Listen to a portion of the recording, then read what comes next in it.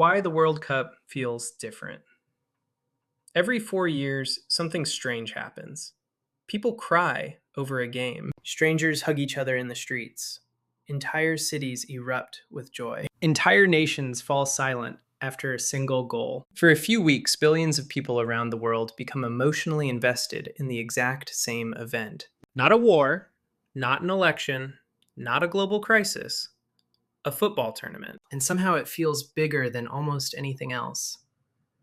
But why? Why does the World Cup feel different from every other sporting event? Why do people who never watch football suddenly become obsessed? Why do grown adults cry when their country wins? And why does a tournament lasting only a few weeks create memories people remember for the rest of their lives? The answer has very little to do with football and almost everything to do with human nature.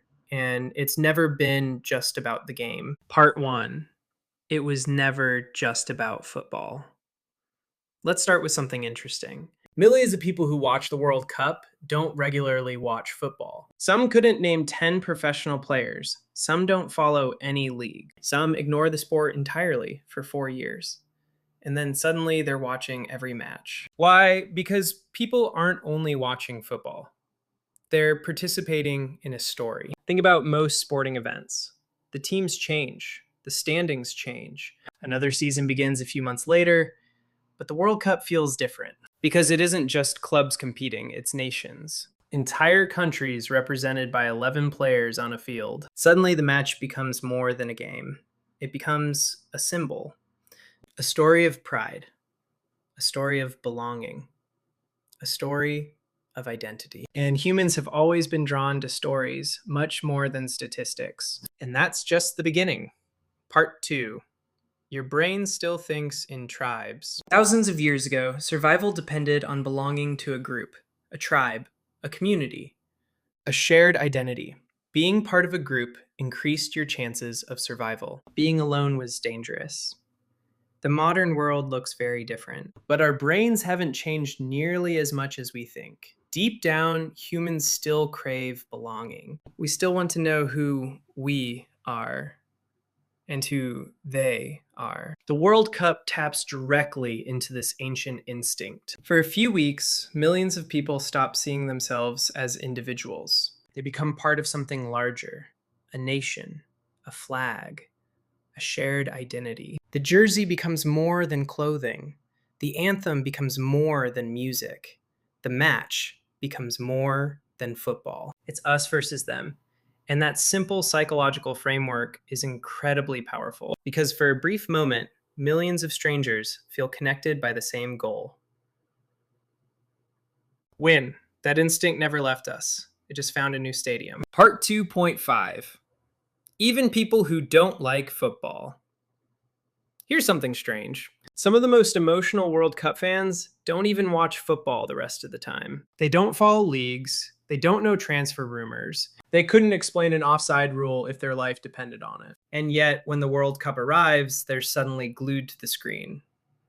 Why? Because they're not really watching football. They're watching themselves, their country, their identity, their story. The match becomes a mirror, a way of asking a simple question.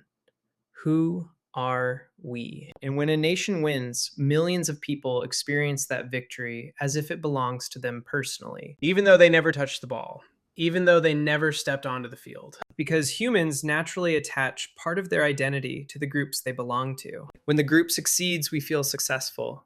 When the group fails, we feel disappointed. And that's why the World Cup can emotionally affect people who don't even care about football. They're not cheering for the sport, they're cheering for themselves. Part 3. The rarest thing in the modern world. The modern internet gives us infinite choices. Millions of videos, millions of opinions, millions of communities. Everyone watches different things, follows different creators, lives in different information bubbles. Shared experiences are becoming increasingly rare, and that's exactly why the World Cup feels special. For a few weeks, billions of people focus on the same event, the same matches, the same moments, the same stories. Think about a moment like Japan versus Spain in 2022. A goal so close to the line that the whole world held its breath. or Zidane walking past the trophy in 2006, or Maradona's Hand of God in 1986. One moment, one image. Billions of people remember exactly where they were. In a fragmented world, the World Cup creates unity.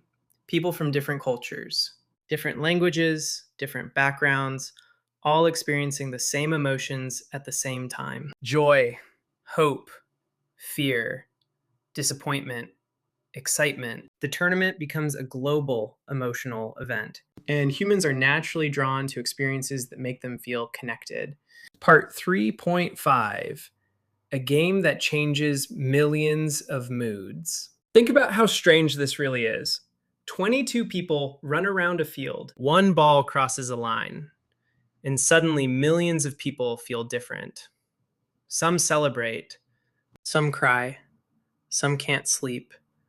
Some remember the moment for decades. Objectively, nothing in their personal life has changed. Their salary is the same, their family is the same, their future is the same.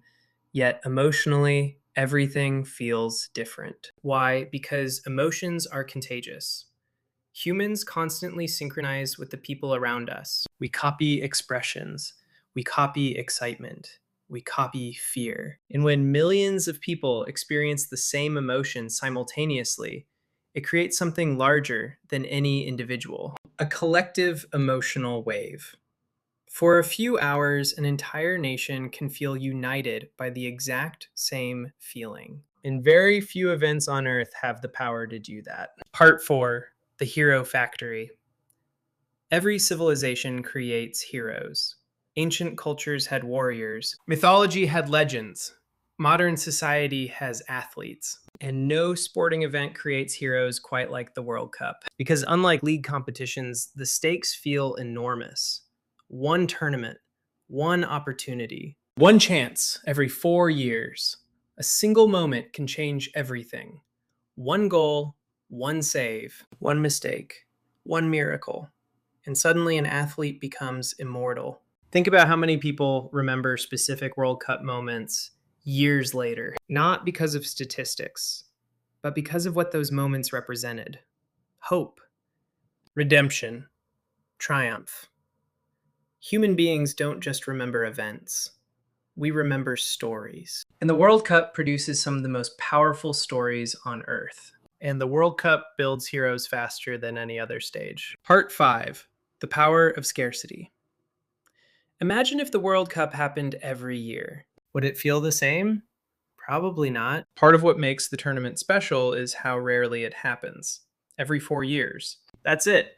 Miss one, and you might wait nearly half a decade for another chance. For players, that reality is even more intense. A professional career can end before the next tournament arrives. For some athletes, every World Cup is a once-in-a-lifetime opportunity. And scarcity creates value. Things become more meaningful when they're limited, more desirable when they're rare. The World Cup isn't special despite happening every 4 years. It's special because it happens every 4 years. The waiting is part of the experience. The anticipation becomes part of the story. Part 6. The World Cup is a global ritual. Most people think the World Cup is a sporting event, but in many ways, it's closer to a ritual. Every 4 years, the same patterns emerge. Families gather around televisions, friends watch together. Cities decorate streets with flags. Entire countries temporarily reorganize their schedules. People repeat behaviors they've repeated for generations. And rituals have always played an important role in human societies. They create meaning. They strengthen identity. They make people feel connected to something larger than themselves. The World Cup does all three. For a few weeks, billions of people participate in the same ritual, a global tradition unlike anything else in modern life. Part 6.5, the last global myth. For most of human history, people gathered around shared stories. Myths, legends, religions, national heroes, stories that entire societies believed in together. Today, those shared stories are becoming increasingly rare.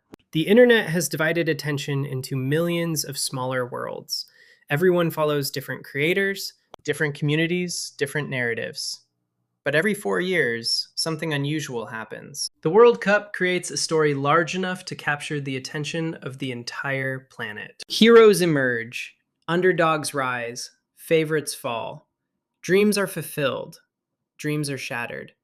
And billions of people follow the same narrative from beginning to end. In a way, the World Cup isn't just a tournament. It's one of the last truly global stories humanity still experiences together. Part 6.7, The Shadow Side. But here's the strange part. The same tribal instinct that makes the World Cup beautiful is also what makes it dangerous. Because every 4 years, that same us versus them feeling can turn into something darker.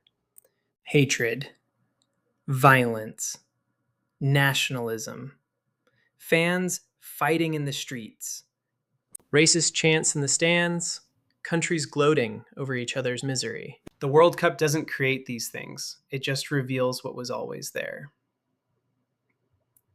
And then there's the money, the corruption, the exploitation of workers who build stadiums, the political regimes using the tournament to clean their image. Of course, the World Cup isn't perfect.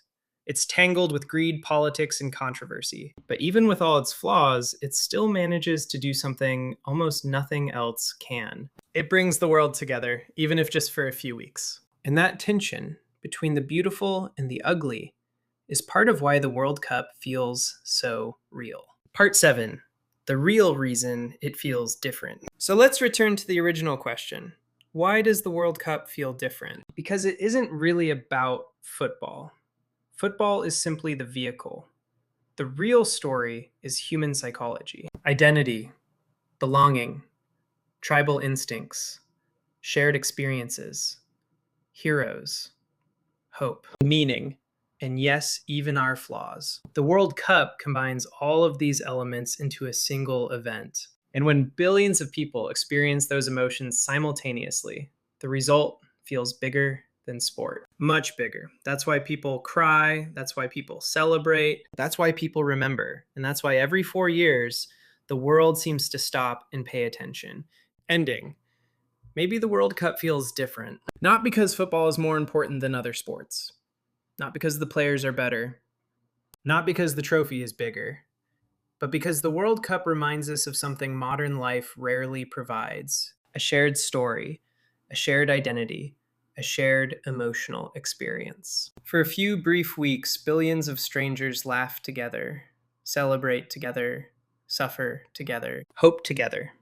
And for a moment, the world feels a little smaller, a little more connected. The World Cup may look like a football tournament, but underneath the goals, the flags, and the celebrations, it's really a story about people, about belonging, about identity, about our need to feel part of something larger than ourselves. And even with all its darkness, the money, the politics, the hatred, it still manages to create something rare and precious.